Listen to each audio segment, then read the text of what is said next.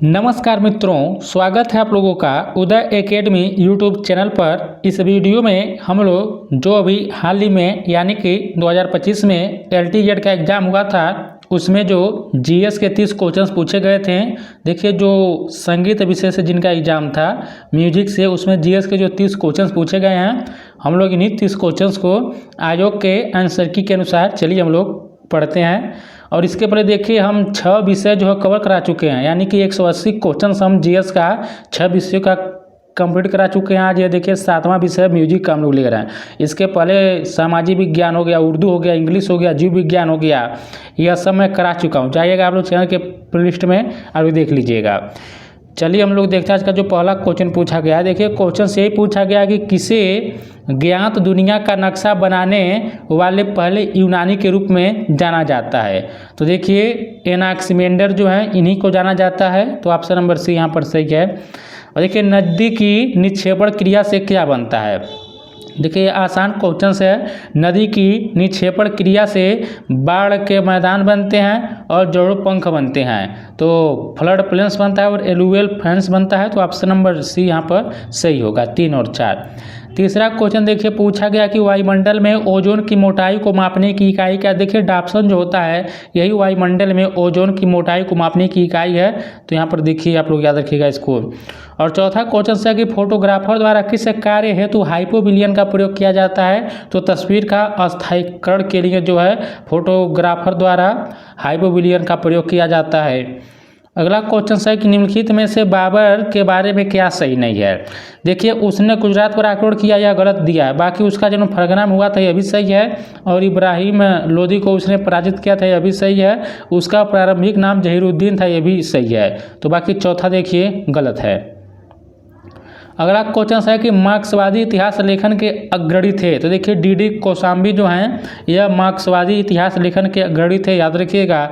और अगला है कि सहमति आयु विधेयक यानी कि the age of consent bill जो है कब पारित किया गया था। तो देखिए 1891 मार्च 1891। देखिए क्वेश्चन से कितना, देखिए इसको हम लोग कठिन कर सकते हैं। सभी लोग केवल 1891 पढ़े होंगे, लेकिन यहाँ पर देखिए महीना पूछ लिया। यहाँ पर देखिए मई, अप्रैल, मार्च। तो मार्च 1891 में सहमति आयु विधेयक जो है बिल पारित किया गया था भारत में।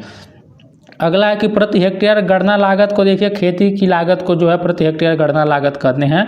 और 9 नंबर क्वेश्चन है कि निम्नलिखित में से कौन सा उच्च जन्मदर का कारण नहीं है। देखिए, एकल परिवार का फैलाव या उच्च जन्मदर का कारण नहीं है। अगला क्वेश्चन है कि भारत सेवक समाज का गठन किसने किया था। देखिए, यदि आप लोग इस क्वेश्चन को जब इंग्लिश से देखेंगे तो आप लोग आसानी से कर लेंगे। हिंदी वाले बाकी लोग कन्फ्यूज हो गए होंगे फर्स्ट टाइम जब देखे होंगे, पढ़ेंगे तो। देखिए, सीधे सर्वण ऑफ इंडिया सोसाइटी है, इसके जो लेखक हैं, जो लिखा गया था गोपाल कृष्ण गोखले के द्वारा, यहाँ पर हिंदी में ट्रांसलेट कर दिया है कि भारत सेवक समाज। अगला क्वेश्चन है कि 2027 में फीफा महिला विश्व कप के 10वें संस्करण की मेजबानी कौन सा देश करेगा। देखिए, ब्राजील करेगा। तो ऑप्शन नंबर सी जो होगा इस क्वेश्चन का सही हो जाएगा। अगला है कि एक ही खेत में एक साथ 2 या 2 से अधिक फसलों को एक निश्चित पैटर्न में उगाना क्या कहलाता है। तो देखिए, सहफसली खेती यानी कि अंतराशस्यन कहलाता है। तो ऑप्शन नंबर सी जो होगा सही होगा।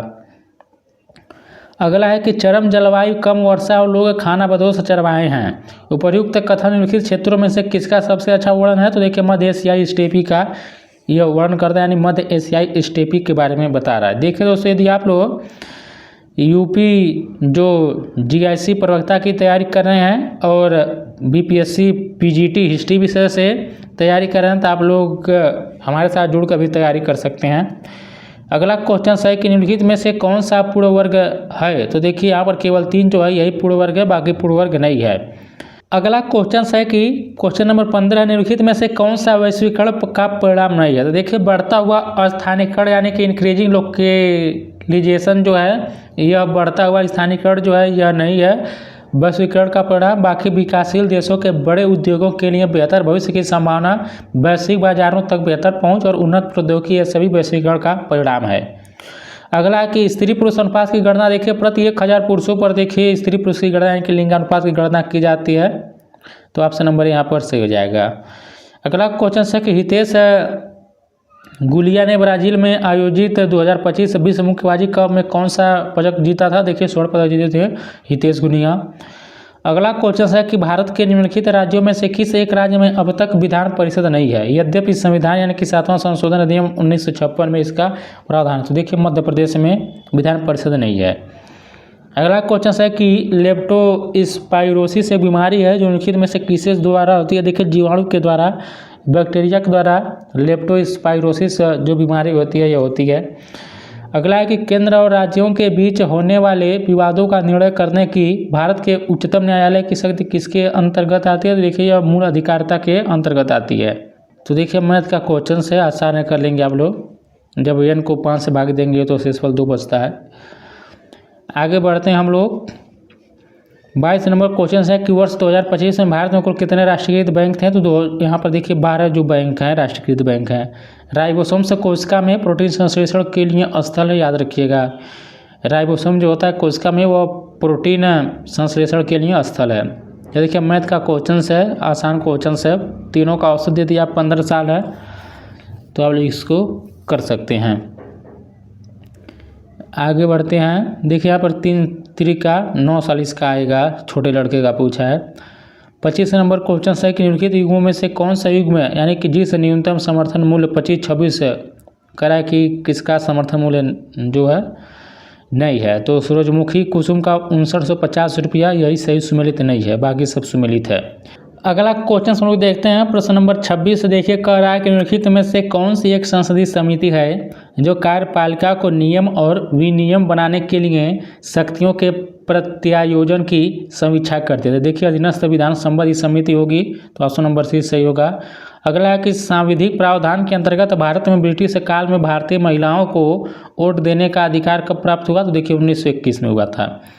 अगला है कि निम्नलिखित में से कौन सी नदी पश्चिम की ओर बहने वाली नदियों के समूह से संबंधित नहीं है। देखिए अब पेन्योर जो है यह पश्चिम की ओर बहने वाली नदियों का समूह नहीं है।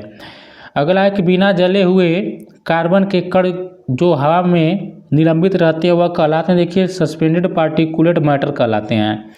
30 नंबर क्वेश्चन है कि मेघनाथ देसाई जिनका हाल में निधन हो गया किस क्षेत्र से जुड़े थे। देखिए अर्थशास्त्र से इनका संबंध था मेघनाथ देसाई का।